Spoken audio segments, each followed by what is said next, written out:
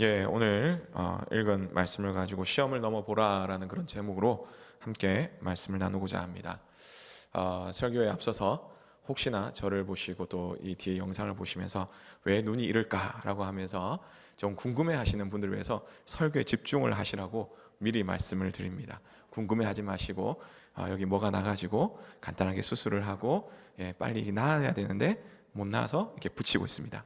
이것을 이해해 주시고 설교에 집중해 주시기를 부탁드립니다. 이건 아멘 할 것까지는 아닌데요. 그렇습니다.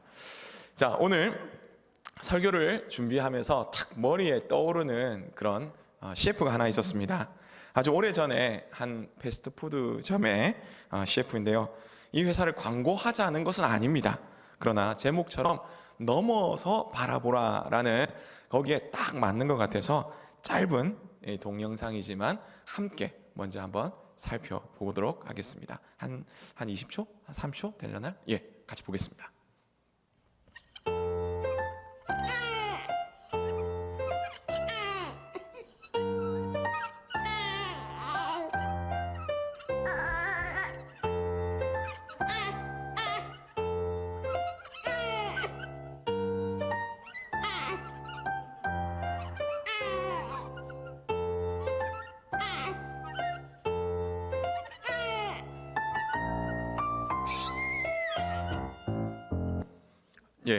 감사합니다. 보셔서 많이 웃으셨겠지만 귀여운 아이의 표정에서 사실 오늘 설교의 전체가 사실 요약되어 있는 것 같습니다. 이 한 패스트푸드점의 이 마크에 사실 우리 하나님을 이렇게 딱 둔다면요, 하나님이 보이면 행복하고 하나님이 보이지 않으면 사실은 슬픈 바로 그런 것이죠. 그래서 우리의 삶이 이런 아이와 같은 정말 하나님만 바라보는 그런 신앙이 되기를 간절히 원합니다. 그래서 순수한 신앙, 오직 하나님만 바라봄으로 기뻐하시는 그런 우리 모두기를 간절히 바랍니다. 근데 하지만 사실 현실로 우리가 돌아오면요, 사실 그렇지 않음을 우리는 보게 됩니다. 물론 하나님의 말씀이 하나님만 바라보라 그렇게 적혀 있고 그렇게 말씀하시는 거 우리 잘 알고 있습니다. 하지만 어려운 이 현실을 바라보면요, 우리는 언제 그랬냐는 듯이 힘들어지는 것이 사실입니다. 그런데 그것이 바로 우리만의 이야기일까요? 아닙니다. 무려 2000년 전에 오늘 본문인 이 야고보서를 받는 흩어진 12지파의 사람들 역시 고난의 가운데 있었다는 것이죠. 이들이 당하는 고난은 비록 이 같은 동족이지만 예수님을 믿지 않았던 그런 유대인들과 또한 함께 예수님을 믿는 교회 안에서 이렇게 성도들이었지만 서로 간의 이익 때문에 서로에게 고통을 주었던 바로 그러한 사람들로 인해서 받은 고난들이었다라는 것입니다. 차라리 외부에서 받는 고난이라면 우리끼리 그나마 열심히 해보자, 이겨보자 하면서 똘똘 뭉쳐서 이렇게 힘을 내겠지만, 하지만 현실은 나와 가까이 지내던 사람 그리고 내 동족으로부터 받는 그런 고난이었기 때문에 더더욱 이들은 많이 힘들었다라는 것입니다. 그러기에 아마 이 사람들은 생각했을 것입니다. 하나님은 왜 나에게 이런 시련을 주셨을까? 하나님은 정말 나를 사랑하시는 걸까? 아니면 하나님은, 내가 믿는 하나님은 정말 살아계실 것인가? 라고 그렇게 질문할 수밖에 없는 그런 상황이었다라는 것이죠. 그런데 예수님의 육신의 형제인 이 야고보 사도는요, 이런 이들에게 지난번에 한번 살펴봤지만 1장 1절부터 11절까지 말씀을 통해서 시험을 기쁘게 여기라 라고 그렇게 말씀하고 있는 것입니다. 왜냐하면 하나님께서 하나님의 백성들에게 인내를 주시고 지혜를 주시고 그리고 하나님이 해결해 주신다라고 그렇게 말씀하고 있기 때문입니다.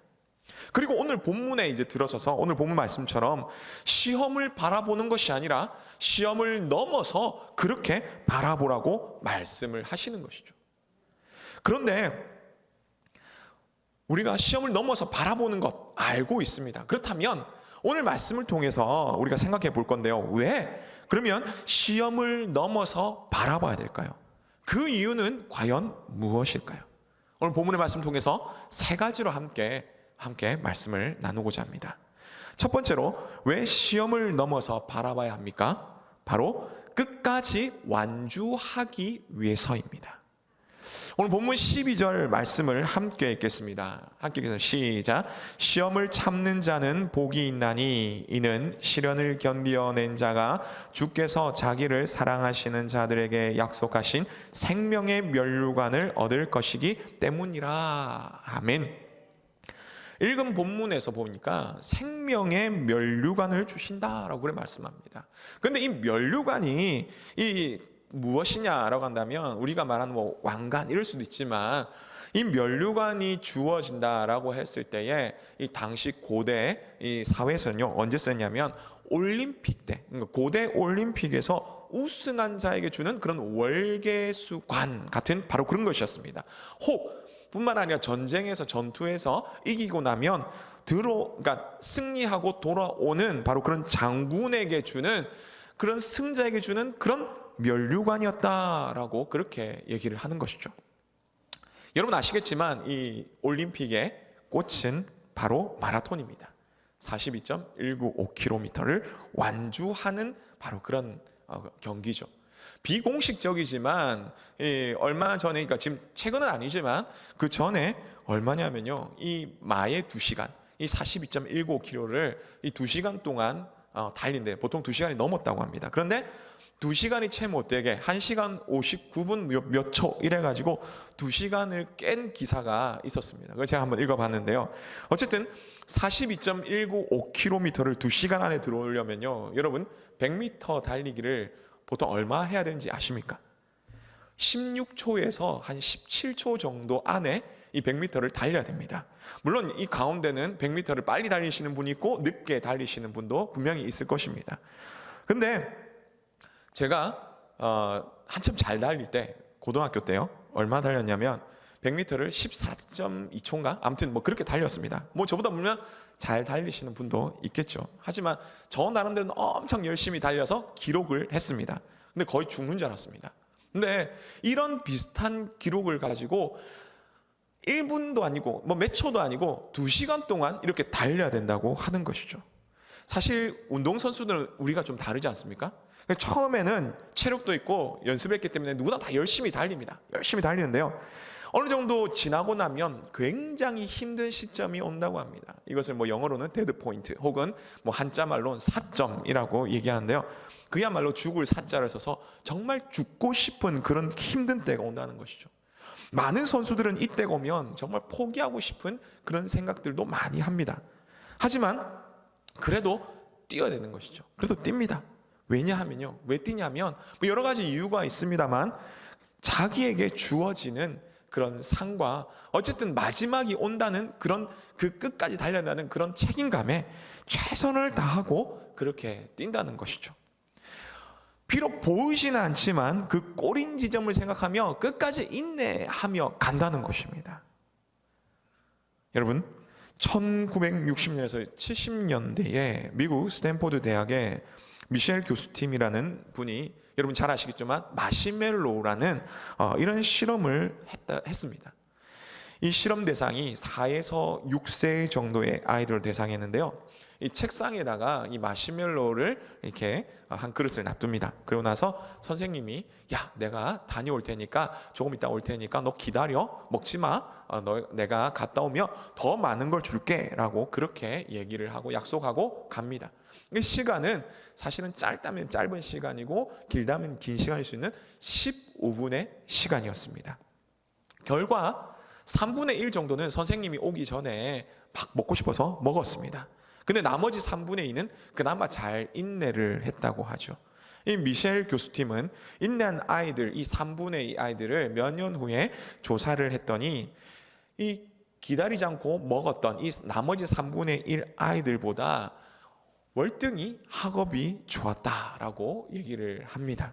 물론 이 실험에 대해서 뭐 여러 가지 많은 분분한 의견들이 있습니다. 학자들마다 이 실험에 문제가 있었다라고 하면서 반박하고 반대 의견을 내기도 합니다만, 그럼에도 불구하고 우리가 이 실험과 이 실험의 결과를 통해서 바라볼 것은 눈앞의 이익보다는 더 큰 것을 바라보고 인내해야 한다는 것입니다. 앞서 말씀드렸지만 당시 흩어진 12지파의 이 그리스도인인 이 유대인들은요, 같은 동족인 이 유대인들로부터 예수님을 믿는다고 굉장히 고난을 많이 받았습니다. 예수님을 믿기에 당시 이 사회와 경제적 어려움 역시 굉장히 많이 받고 있었다는 것이죠. 근데 심지어 얼마 되지 않는 같은 예수님 믿는 그리스도인 사이에서도 자기가 살려다 보니 함께 믿는 그리스도인들을 속이기도 하고 그들이 가지고 있는 것들을 빼앗기기도 하고 오히려 나누어야 될 것을 나누어 주지도 않고 그렇게 살아갔다는 것입니다. 외부의 적은 아무리 힘들어도 함께 힘을 내서 견딜 수 있는 것이죠. 하지만 내부에 일어나는 이런 일들은 정말 믿음의 형제라고 의지했는데 들려오는 것은 수군수군거림과 이 경제적 어려움과 이 모든 것들로 인해서 예수님을 그래도 믿으려고 내가 붙잡으려고 이렇게 했지만 견디기 힘들게 되는 그런 상황이 되었다는 것입니다. 오늘 우리는 어떻습니까? 우리들 가운데 외부로부터 오는 고난을 받는 분이 많을 줄 압니다. 남편 혹은 아내, 그 아내가 믿지 않음으로 말미암아 혼자 힘겹게 이렇게 믿음 생활하는 그런 짱믿음의 분들도 아마 많이 있을 줄 압니다. 혹 그뿐입니까? 시댁이나 처가의 이 부모님들 혹은 친척들, 무엇보다도 앞서 말씀드린 배우자의 이런 반대들 뿐만 아닙니다. 연세 있으신 분들은 자녀들의 이 반대로부터 예수님을 믿는다고 교회 나간다고, 특히 이 코로나로 인해서 이런 상황 가운데에 굳이 나간다고 얼마나 많은 이런 비난과 함께 제재를 당하고 있습니까? 하지만 분명히 하나님은 말씀하십니다. 하나님을 믿고 끝까지 하나님을 사랑하며 믿음의 경주를 완주해라. 그렇다면 너에게 생명의 면류관을 주겠다라고 말씀하는 것이죠. 근데 단지 이 짱믿음의 이런 분들 뿐이겠습니까? 아니죠. 예수님을 믿는다고 사업과 이 직장 가운데서 얼마나 많이 힘듭니까? 직장 같은 경우는 예수님을 믿는다고 교회 나간다고 직장에서 계속 눈치를 주고 검사를 받습니다. 감시를 받습니다. 지금은 좀 나아졌지만 사업하시는 분들 어떻습니까? 거래처들 가운데에 내가 그래도 교회 나간다 예수님 믿는다면 얼마나 좀 조심스럽습니까? 그뿐입니까? 학생들은 어떨까요? 학생들은 교회 나간다고 이 학생들 주변의 친구들한테 수군거림도 당하기도 하고 참 어려운 시기를 많이 보내지 않았습니까? 무엇보다도 함께 교회에 나오는 이 가족들, 우리 교회도 함께 다니는 가족들 가운데 있는데요, 이렇게 얘기하죠. 야, 이 코로나인데 꼭 교회 가야 되나? 그분도 교회 다니시는 분입니다. 예수님 믿는 사람입니다. 하지만 이렇게 얘기합니다. 그 꼭 교회 다녀야 되나? 그렇게 꼭 열심히 믿어야 되나? 라고 말하면서 그렇게 하는 얘기를 들으면 얼마나 마음이 무너집니까? 하지만 눈앞의 시험보다 우리가 생명의 면류관, 정말 하나님의 그 위로와 하나님의 은혜를 바라보며 나아간다면, 그리고 모든 것을 이기며 나아간다면, 아니 끝까지 믿음의 경주를 다해 나간다면 하나님은 우리에게 그 큰 은혜와 사랑과 무엇보다도 그 약속하신 생명의 면류관을 우리에게 주실 것입니다. 그러므로 시험을 바라보는 것이 아니라 시험을 넘어 생명의 면류관을 바라보심으로 말미암아 꼬린 지점을 우리가 바라봐야 되죠. 그렇게 바라보심으로 말미암아 어떤 시련이 오더라도 끝까지 믿음의 경주를 완주하시는 그런 우리 모두 되시기를 간절히 바랍니다. 다음으로 왜 시험을 넘어서 바라봐야 합니까? 두 번째는 사단에게 속지 않기 위해서입니다. 오늘 13절 16절의 말씀을 다시 한번 읽겠습니다. 시작. 사람이 시험을 받을 때에 내가 하나님께 시험을 받는다 하지 말지니 하나님은 악에게 시험을 받지도 아니하시고 친히 아무도 시험하지 아니하시느니라. 오직 각 사람이 시험을 받는 것은 자기 욕심에 끌려 미혹됨이니 욕심이 잉태한즉 죄를 낳고 죄가 장성한즉 사망을 낳느니라. 내 사랑하는 형제들아 속지 말라. 아멘. 우리는 어려운 일을 당할 때에 왜 이렇게 어려운 일이 일어났는지 사실 분석을 해야 합니다. 근데 중요한 것은 분석의 결과에 대해서 하나님께 물으면서 하나님께 말씀해 주시는 그런 것이 이것이 내가 문제가 있어서 이런 어려움을 당하는구나 라는 것이 아니라 어느 정도 분석하다가 결국 하는 것이 뭐냐면 우리 스스로가 우리가 원하는 대로 결론을 내려버린다는 것입니다. 여러분, 이솝 우화의 여우와 신포도주 이야기를 아마 아실 겁니다. 내용은 이러합니다. 어느 날 여우가 지나가다가 가만히 보니까 나뭇가지에 참 잘 익은 이 맛있어 보이는 그런 포도가 달려 있는 겁니다. 보니까 아주 맛있게 영그럽고 탁 한 입 먹으면 달콤한 즙이 착 나올 것 같아서 이야 아주 맛있겠다면서 군침을 꿀꺽 삼키면서 그렇게 가는 것이죠. 그래서 얼른 먹고 싶은 마음에 여우가 할 수 있는 만큼 힘껏 막 뜁니다. 이렇게 막 뜁니다. 그래가지고 발로 이렇게 해보고 입으로 막 해보고 하는데 어떻습니까? 훨씬 높은 데 있어서 포도를 딸 수가 없는 겁니다. 그래도 한 번 더 해봐야지 하면서 계속 열심히 뜁니다. 그러다 되지 않자 결국은 뭘 하냐면 저 포도는 쉬어서 맛이 없어. 아마 맛이 없을 거야 하면서 그렇게 돌아간다는 것이죠. 오늘 야고보서를 받는 사람들도 이와 같은 생각이었다는 것입니다. 앞서 말씀드렸지만 예수님을 믿는다고 고난을 당해도 정말 함께 고난받는 다른 지체를 정말 힘들게 하는 이런 상황이기 때문에 뭔가 그래도 내가 이겨나가야지 이런 생각을 했다는 것이죠. 하지만 그들은 이런 고난을 받을 때 어떻게 생각했냐면 하나님이 이들에게 뭘 하지 마라 라고 이렇게 말씀을 주시며 이렇게 하라고 인도해 주시는데 하나님 깨달으라고 그 어려운 일을 주시는데도 불구하고 그들은 생각하기에 왜 이렇게 힘들지? 하나님이 아마 이렇게 힘든 일을 하며 나에게 더 좋은 것을 주시려고 그런갑다. 하나님이 왜 이렇게 하는 거지? 뭔가 또 다른 뜻이 있는가? 그렇게 생각은 하는 것이죠. 물론 이렇게 하나님이 우리에게 좋은 걸 주시기 위해서 때로는 어려움을 주십니다.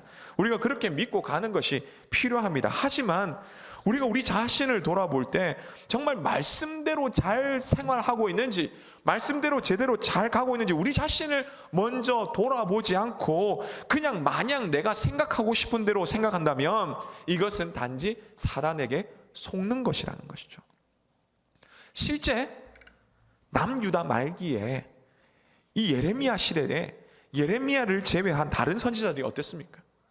하나님께서 분명 바벨론이 침략할 것이다, 나라가 망하게 될 것이다 라고 말씀하셨습니다. 그것이 하나님의 뜻이라고 말씀하셨죠.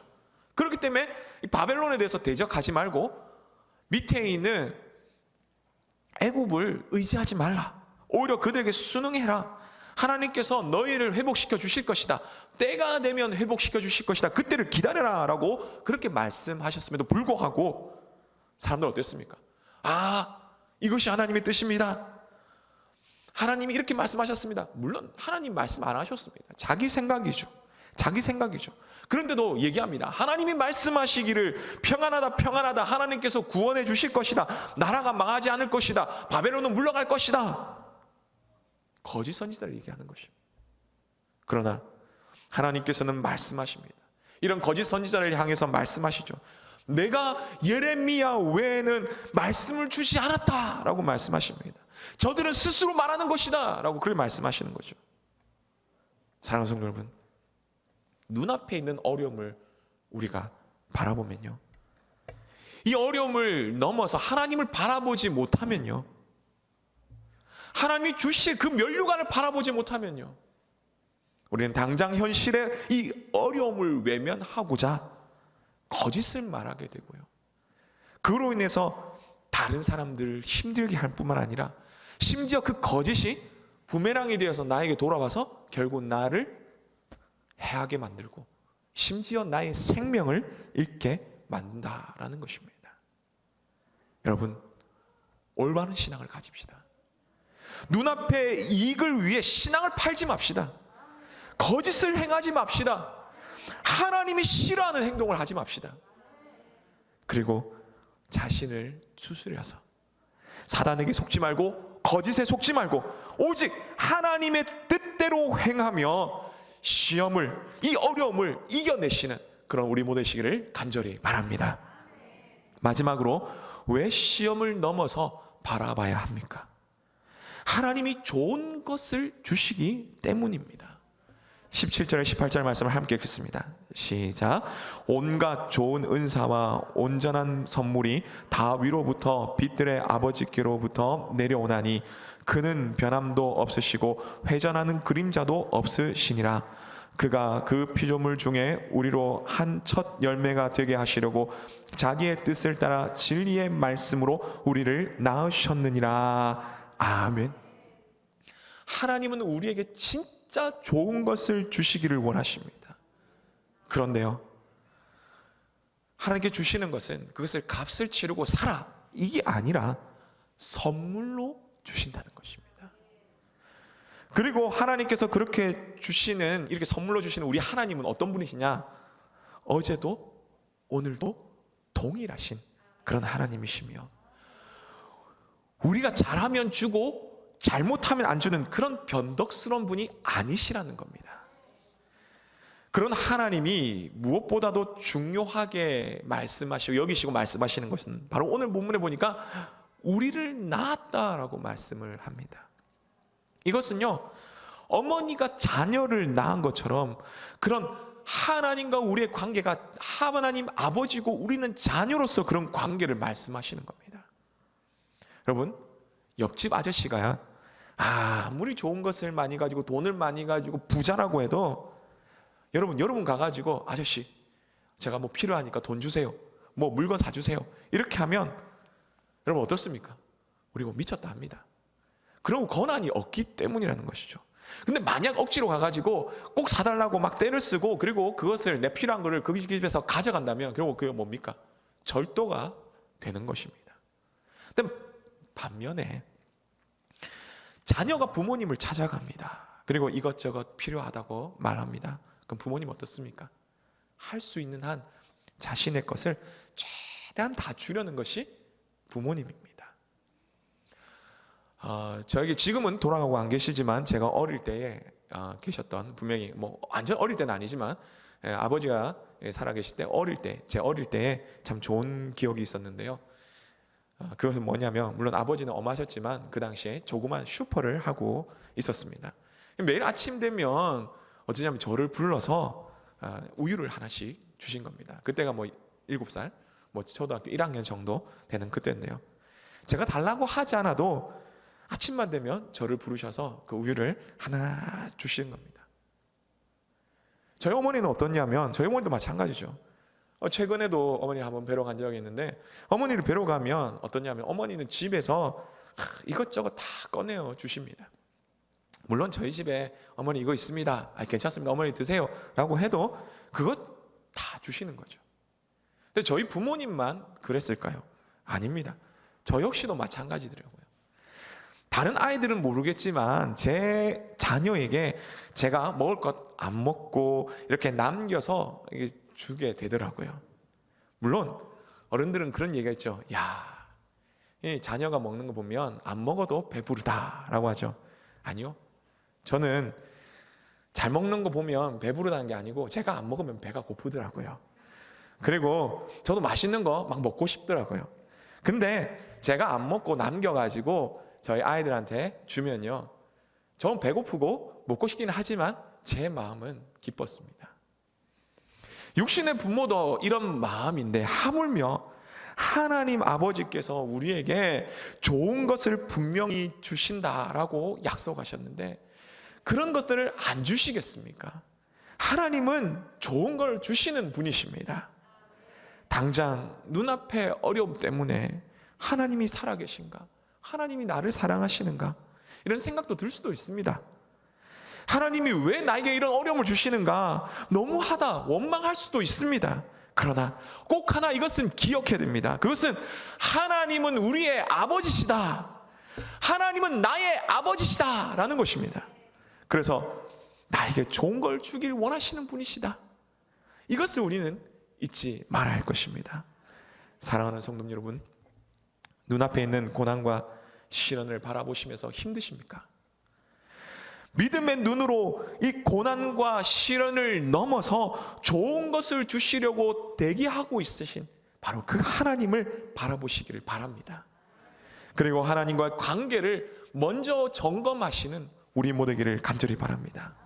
그래서 시련 가운데 있지만 좋은 것을 주시는 그 우리 하나님 아버지를 믿음으로 바라보시면서 그렇게 승리하시는 우리 모두 되시기를 간절히 바랍니다. 말씀을 맺습니다. 오늘 우리는 야고보서 1장 11절에서 18절의 말씀을 가지고 그리스도인으로서 눈앞에 시험만 바라보는 것이 아니라 그래서 힘들어하거나 잘못된 말과 잘못된 행동을 그리고 잘못된 길로 가는 것이 아니라 시험을 넘어서 하나님을 바라보며 나아갈 것에 대해서 함께 살펴보았습니다. 왜 시험을 넘어서 하나님을 바라봐야 합니까? 우리가 먼저 살펴본 것은 시련으로 인하여서 넘어지는 것이 아니라 끝까지 믿음의 경주를 완주하기 위해서였습니다.